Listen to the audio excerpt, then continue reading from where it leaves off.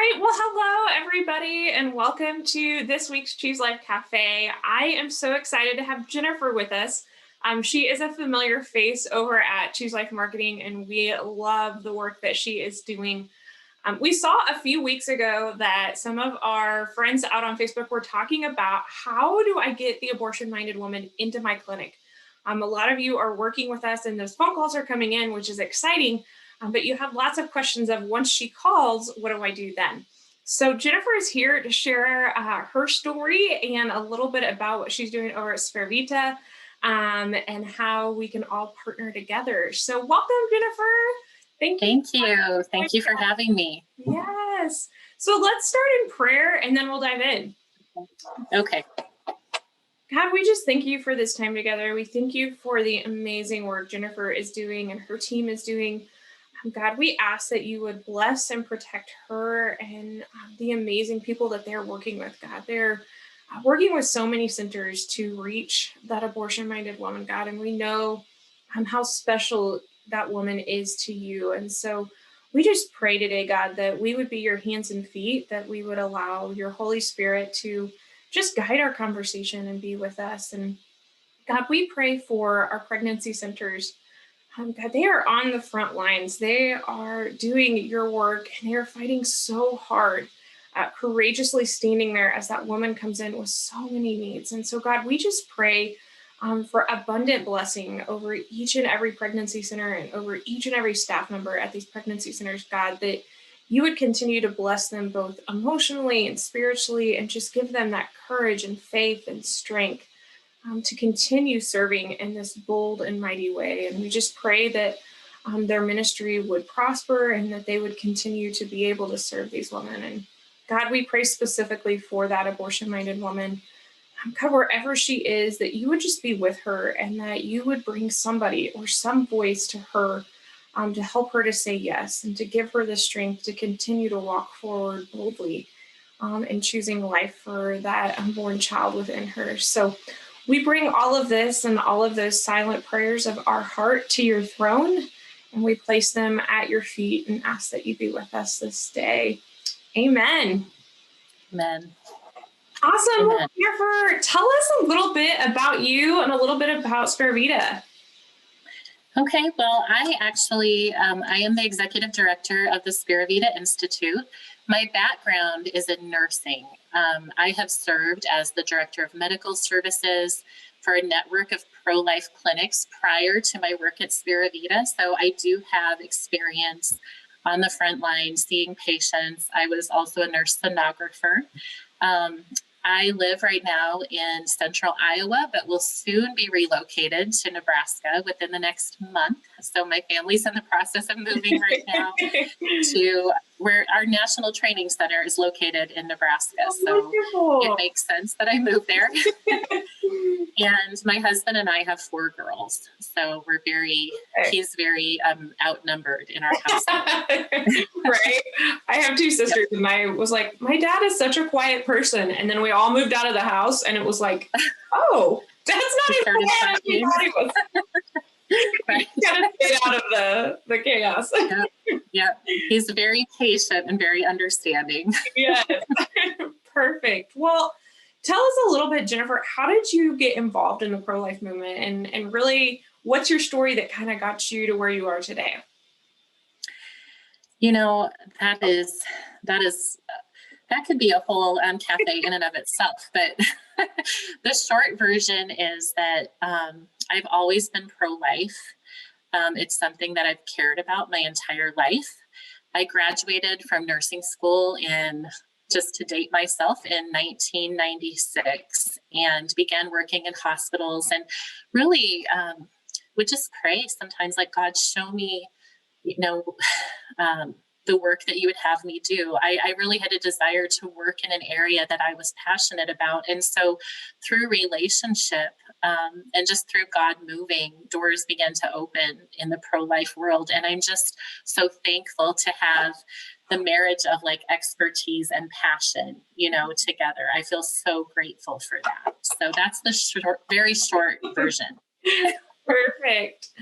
Well, let's dive right in. So we have centers, and the $1 million question is, okay, she's calling my center now. I have this abortion determined woman, and she's calling. How do I engage with her on the phone?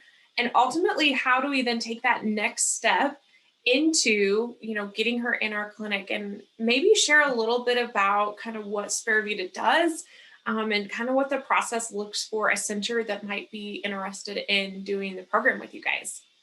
Sure. So I'll answer that second question first. Okay. So Sparavita, the Sparavita Institute is a national training organization. And so we specialize in training centers in something called the FOCUS method. And that is a very comprehensive patient process that equips and empowers centers to serve women who are at highest risk for abortion and to serve them well. So it's a linear 15-step patient process. When we train, I know sometimes people will have the impression that, oh, it's just a script that they use, and could we get your script? But it's so much more comprehensive than that. It really addresses every department of a center, the executive department, the medical and patient resources. It addresses everything from the scheduling line to the intake process to what happens during the medical appointment and follow up after that. So that is what we do. We've trained 41 centers to date around the country, and we've got a training coming up in February that's full. So we're really excited about this process. The center where it was developed, the reason why it came to be is because they found themselves at a place where they were really desperate, where they weren't seeing the results that they knew that they could. And so they actually fasted and prayed as a staff for 40 days, which I love. I love coming into something that's built on the foundation of fasting and prayer. And it was during that time that they began to learn about what a linear patient process looks like. They began to look at all of their services and how they could maximize their capacity to serve the highest number of at-risk women possible. And so began to just took some preliminary training and then began to develop the FOCUS method, and saw their success just dramatically change even within the first year of implementation. And so then as they began to have this great turnaround, other centers, of course, naturally began to inquire. And that's really how national training started. They said, okay, we'll teach you. And it's typically, if you do it in person, it's a 4-day intensive with 3 tracks. And then we do a year of coaching after that. So it's and then ongoing support. We have a network of ongoing support even beyond that. And so that's how it started. It's grown to the place where the center that started it, it needed to be under a different covering so that it could really reach as many centers as possible. And that's how the Sparavita Institute came into existence. So your second question is when, so when you have an abortion determined woman call your center, one thing that we share with centers is, first of all, our scheduling line is just that. We want to do everything within our power to get her to come into the center. So we keep in front of us that our goal and purpose is to get her to schedule and arrive. We don't counsel over the phone. Now, occasionally there could be a one-off where there's an immediate need and she may need to talk to a nurse, but that is not, that's kind of more of a one-off. That's not really part of our process. And the reason being is that if our schedulers get into the mode of trying to counsel or trying to, troubleshoot a situation with her, they're very limited in the information that she can receive over the phone. And so sometimes that can actually increase the risk of a woman choosing abortion, because she may think, oh, my immediate question was answered, but at the same time, she hasn't received all of the information about what choices are in front of her. She has not had an ultrasound. She has not had STD testing or a pregnancy test. And so really for us, we don't give counselor guidance on the scheduling line. And then it's also important to maintain professionalism, because in everything we do, we want to communicate trust, safety, and support. Mhm. And so our schedulers are trained in scheduling. We don't just have anyone answer the phone and schedule appointments, because we want them to be able to maintain that consistency and make sure that she's getting all of the accurate information, and that the person on the other line sounds confident and communicates that confidence. It's also important that we communicate the value of her coming into the center. You know, we let her know the things that are important for her to know before she makes the choice. For example, if the pregnancy is viable, 30% of all pregnancies do not carry to term. And 80% of those pregnancies end in the first 12 weeks. And so it is important that a woman knows if her pregnancy is viable or not, and she's not in the middle of trying to make this decision when it's already been determined. Right. She also needs to know how far along she is, because that also changes what her options look like. If she's very abortion determined, we will tell her that can affect even what procedure you're eligible for. And so you do need to know this information. And then we tell her if the call warrants it, we let her know that we can also do testing for chlamydia and gonorrhea. And not every center does that, but if you do have a center that offers that testing, that is important information for her to know, because if she were to go through a procedure and she had one of those STDs that oftentimes don't have symptoms, she runs the risk of developing pelvic inflammatory disease, which could affect her future fertility. So by giving her all of this information, we're really meeting her where she is. Right. We don't, of course, want her to have an abortion, but we want her to see the relevancy of coming into our center. And we let her know that it's at no cost to her. Right. So tell me, I think a lot of times we have that, woman that's calling and saying, are you an abortion clinic? Right. Mhm. Or can I get an abortion? And I think oftentimes I've had conversations with centers and they go, what do I say? And how do I answer that? So maybe share a little bit of insight into kind of how you guys, the philosophy behind what they might say and why they might say that. Right. Well, one of the things, if a woman calls and she says, can I get an abortion?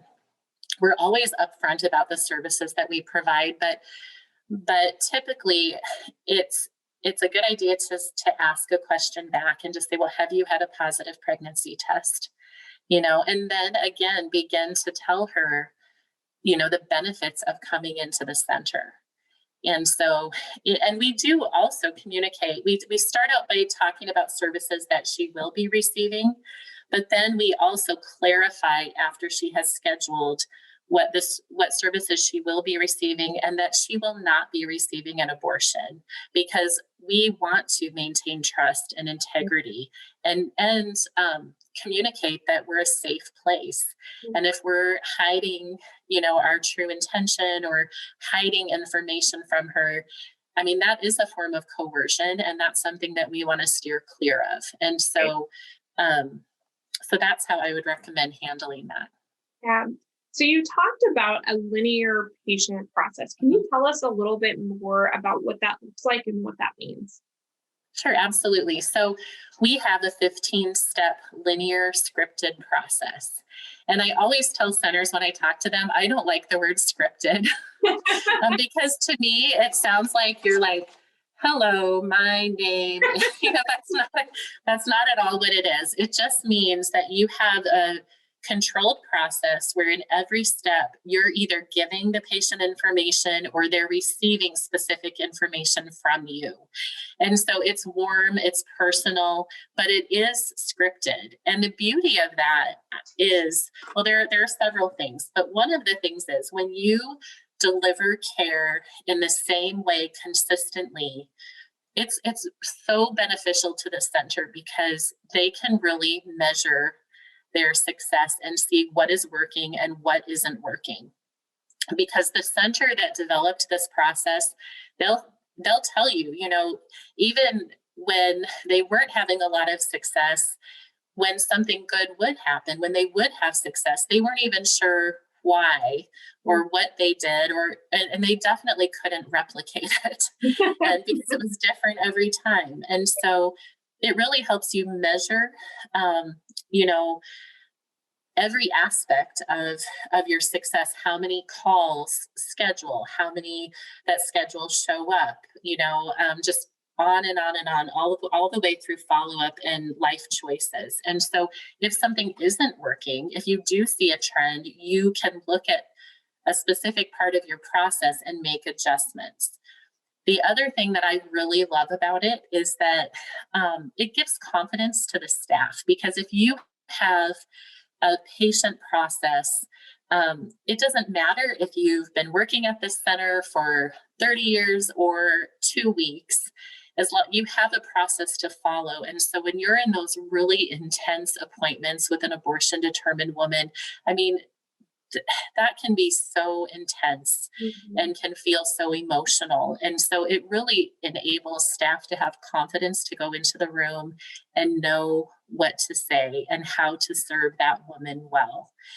And I do believe it also provides some protection for organizations when they have a good process in place, because if somebody were to, come to us, come at a center and say, oh, they do this and they do that, you can state with confidence what you do and what you don't do. And you know that your care is given in a consistent way. And so does that answer your question?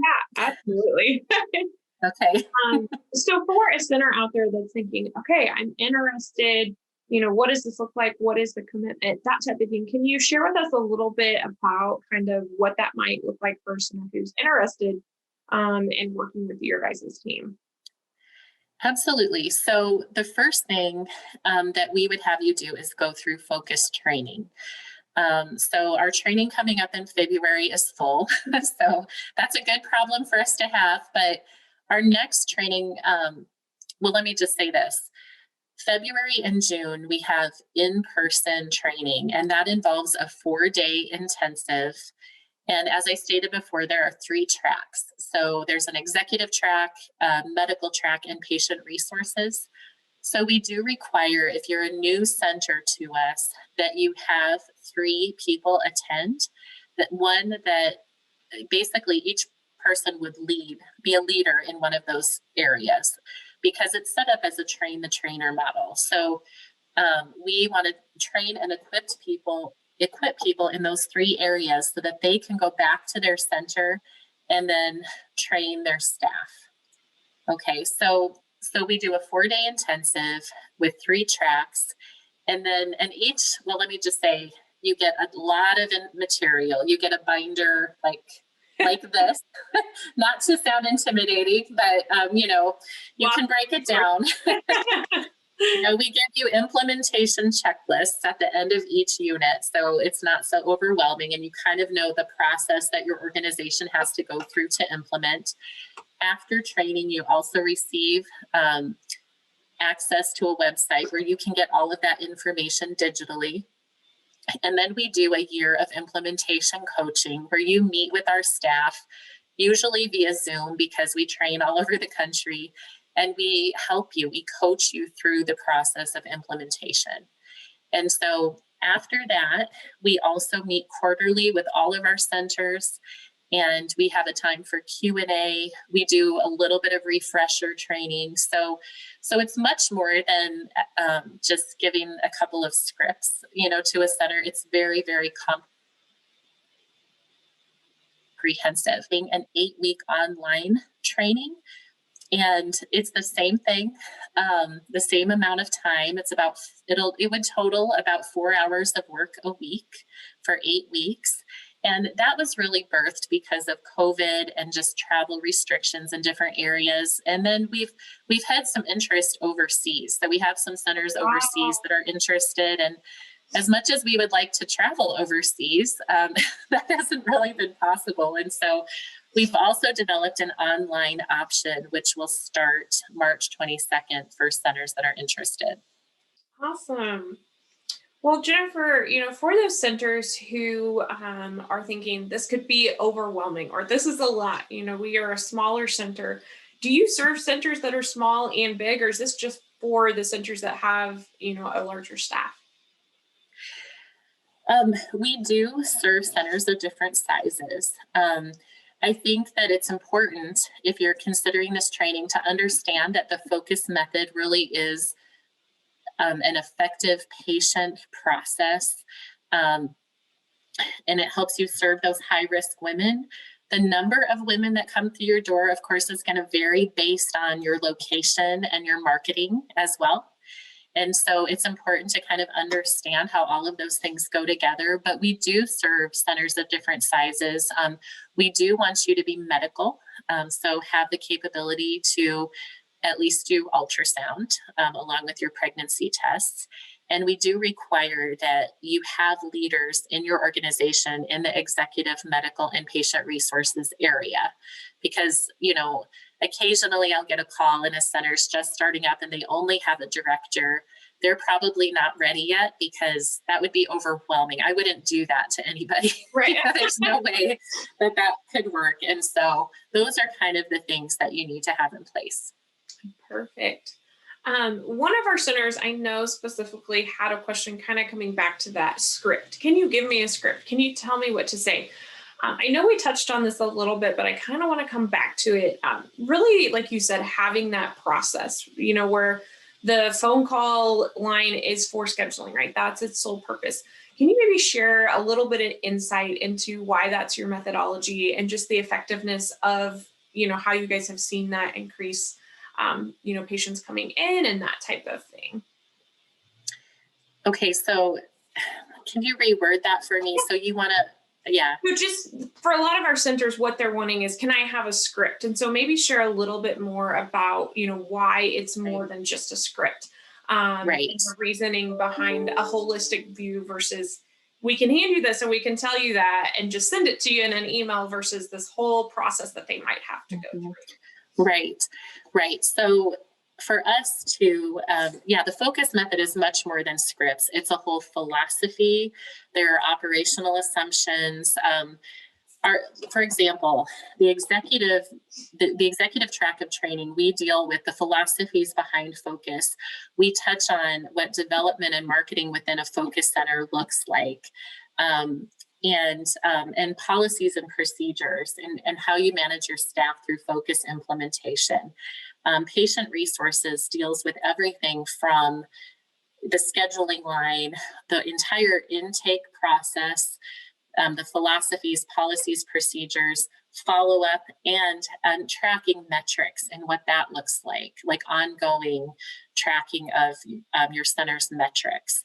The medical track deals with everything that happens during the medical appointment, the scripts, but also policies and procedures and what training staff looks like. So it's very comprehensive, and it's not, we've had sometimes in the past, I know there have been centers that have tried to take one small portion of what goes on with focus and implement it.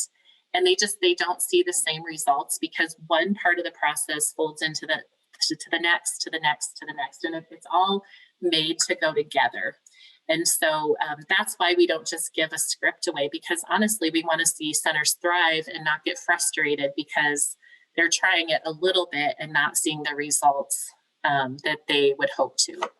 Perfect. That's a great answer to that. Because I think, like I said, there's a lot of, centers who in that kind of thread there were chiming in and saying, hey, can I have your script? Or can you share that with me? What do you guys say? And so I just wanted to bring back home that point of, like you said, it is a holistic piece. It's not just here's what we say on the phone and it works, but it's a whole process and a whole cultural change within your center, of really shifting dynamics and really making sure that you are staying aligned, from the beginning all the way to the end, and that it's all one piece, not just, oh, if we say the right thing. And I think this is what subconsciously, I think a lot of centers think, if we just say the right thing on the phone, she's going to come in, and then once she's here, it'll be fine. But we know with the abortion determined woman, that's not it, right? And you have to provide her with so many things once she's there, and those conversations are so crucial,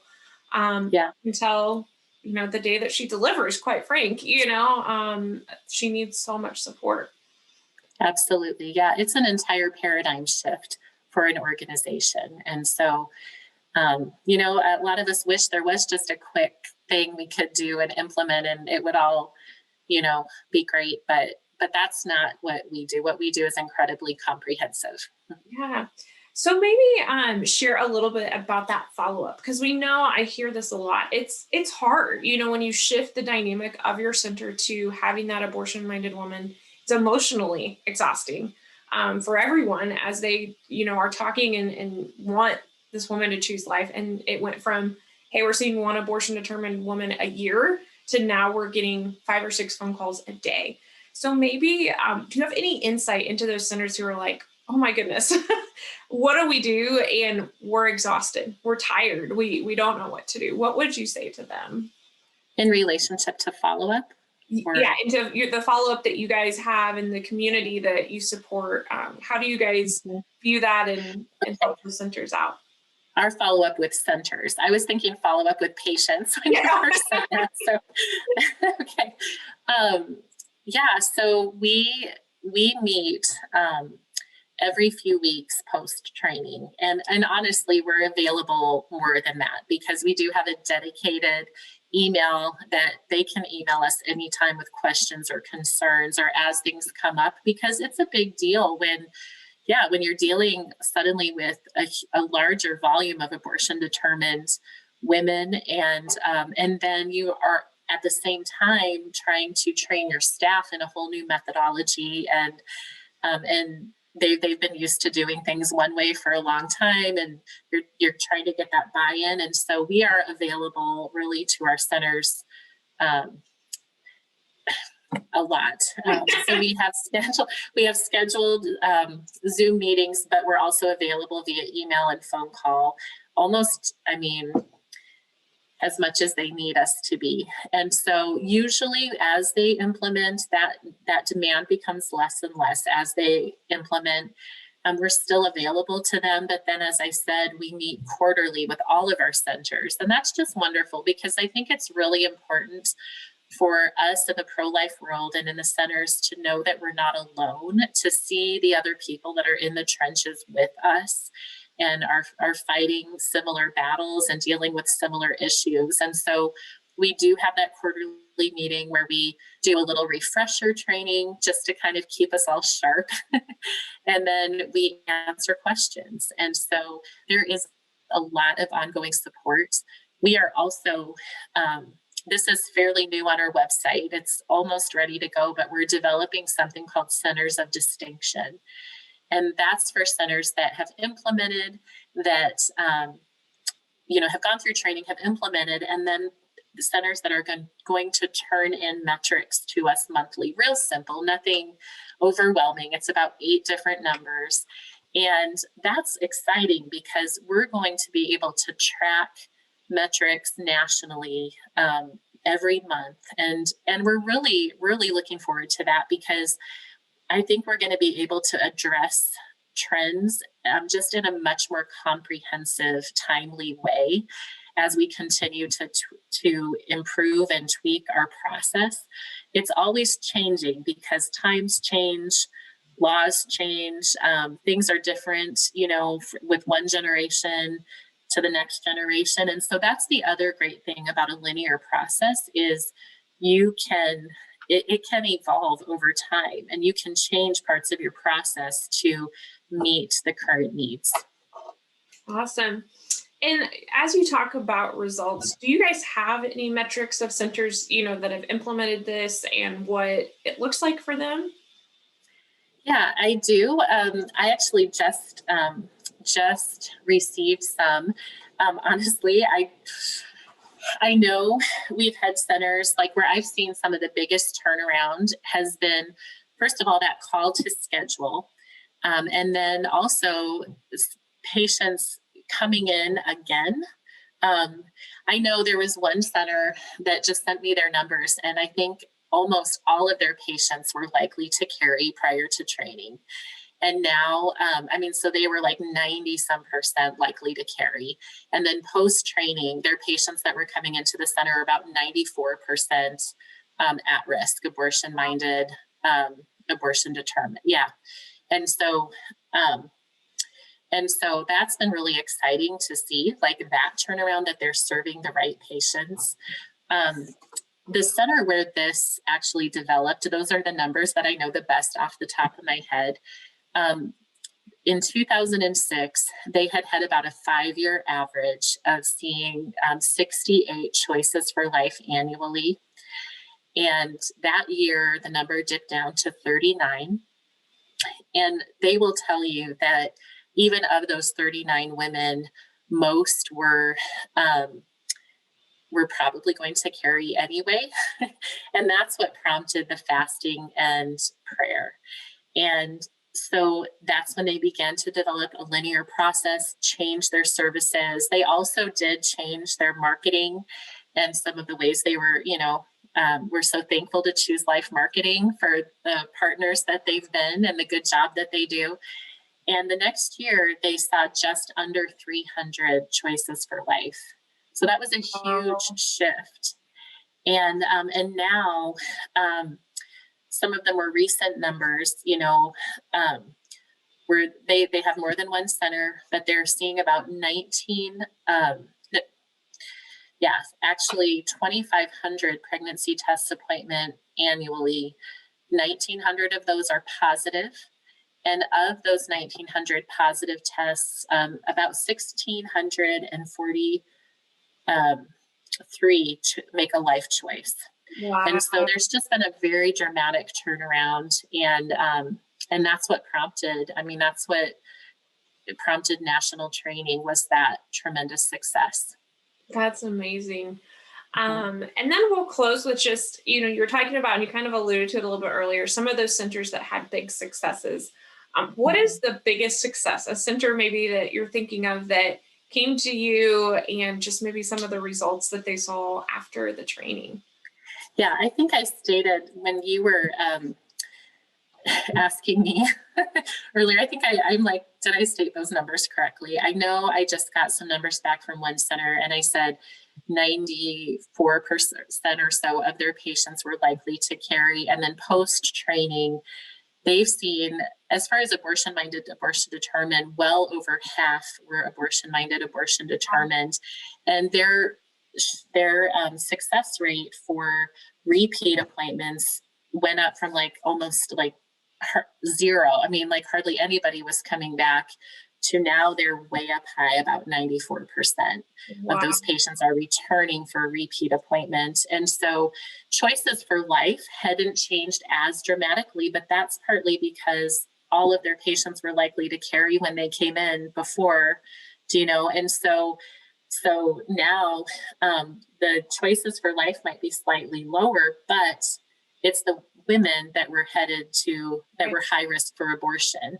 And so that's a tremendous success. We equip centers to serve those women effectively. And so I've seen results like that in multiple centers. And I've also had so many of them say they so love the focus method because it gives their staff feels so much more confident, and it's just helped boost the morale. It's helped retention because it kind of takes away some of that fear that wants to come in when you don't know what to do, when you don't know what to say. And so, and then for some of our centers, yes, the numbers have drastically increased of the choices for life that they're serving. So we're in the process right now of collecting all of our numbers. And so I will have even more information for you soon. That's exciting. Yeah. For any center that's out there right now and they're like, oh, I want to do it, but I'm afraid. This seems like a lot. I don't know if I have the time commitment or maybe the staff commitment. What would your words of encouragement be to them? You know, I think that you can just take it step by step. A lot of centers that I talk to, it is a process. It's not that, you know, I get a call one day and they sign up and then they come. A lot of times you might just need to call Spira Vita and have a conversation and share where you are. Talk to your staff. I can send a material for you to review. And so usually from the time a center first contacts us till they sign up, there can be months in between those two things happening, because you do want buy-in from your board and your staff, and you want to make sure you've got the people in place to attend. And so I think that it's okay. It doesn't have to be, if you call or reach out, suddenly everything's going to change. You can just take it piece by piece and do it that way. Perfect. And then my last question, and we kind of talked about this a little bit, is that paradigm shift, and even within marketing and speaking to that abortion-minded woman and advertising to her, right? And how we speak to her. Right. Can you share with us a little bit about your guys' maybe philosophy behind that, or your thoughts on what that looks like? Yeah, so I think the most important thing when we're reaching out to high-risk women is we want to meet them where they are. And we don't want to communicate agenda, right? We want to communicate trust and safety and meet them where they are. And so some of the things that we talk about is, you know, on your website, for example, now you guys are the experts in this, but I'll tell you, is that we don't recommend having things like parenting classes or post-abortion recovery right there when a patient goes to your website, because we really want to address the things that she's looking for. And that usually is, you know, an ultrasound, a pregnancy test, and possibly STD testing. And so that's really our philosophy, is to speak her language and meet her where she is. Perfect. Well, thank you again, Jennifer. This has been super insightful, and I know our centers are so appreciative. If they're interested in reaching out to you or learning more, how would they do that? Yeah. So the best way is to go to our website. It is spiravita.com. And Spira Vita means hope for life. It is spelled SPERAVITA. And I'm sure there's a link or something with this cafe. Yeah. And so you can go to our website. You have the ability to contact us through the website, either via email, or you can call us. And just do that if you'd like to find out more information. Perfect. Well, we'll put that below in the comments and make sure that everybody can get to your website and learn more about what you guys are doing. And remind me again when that virtual class starts up for you guys, or that virtual course starts. Yeah, so our online focus training starts March 22nd. March 22nd. And that will go for 8 weeks. We are going to not have class the week of the Heartbeat Conference, just because we attend, so many of our centers do. We just thought we're going to take that week off. So I believe it ends the week of May 17th. Perfect. Wonderful. Okay. Well, thank you so much again. And if you guys have questions, feel free to drop them below, and we will have Jennifer answer those for you and dive in a little bit deeper if you guys have any more questions. But reach out to Spira Vita, visit their website. They're a great resource and a great friend of Choose Life Marketing. We love the work that they're doing. So, all right. Well, God bless you, Jennifer. Thank you. Thanks for joining us, everyone. We will be back not next week, but the following week. So we will see you here in 2 weeks. All right. God bless. Okay. Bye-bye. Bye-bye.